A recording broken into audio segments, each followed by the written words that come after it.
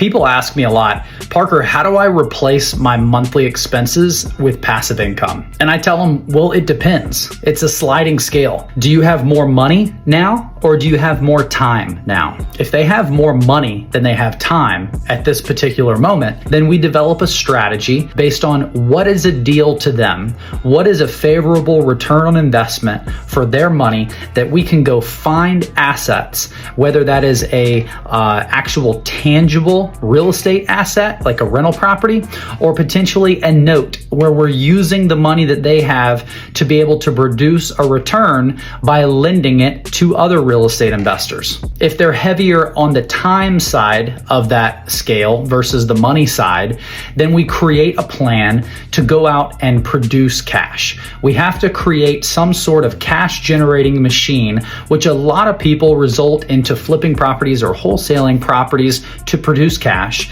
And then they take that cash and reinvest it into those passive streams. See, when I got started over a decade ago, I didn't want to be a wholesaler. I didn't want to flip properties. I just wanted to own rentals. All I wanted was passive income. That was the coolest thing to me. And I went all the way back to where my dad told me. He told me this when I was a little kid, and I never really understood it until later in life. But he told me, son, you gotta figure out how to make money in your sleep. I was like, Dad, how do you make money while you're sleeping? But I had to escape that mindset of trading time for money and instead become an investor. And how do I get my money to work for me? Now, a lot of people don't start with money, so they have to create money. They do have to trade some time for money. Then they learn how to be an investor on the flipping side, and then they learn to be an investor on the passive side. So going back, it depends. Do you have more money, or do you have more time, or are you somewhere in between?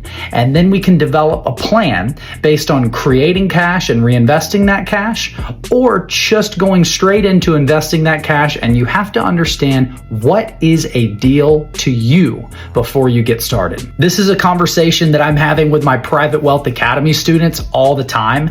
If it's a conversation that you feel relates to what you're dealing with right now in your life, and you'd like to take this conversation deeper, comment income below, and me or somebody on my team will reach out about what we have to offer and how we're helping students in our Private Wealth Academy achieve financial success. Hope to hear from you soon.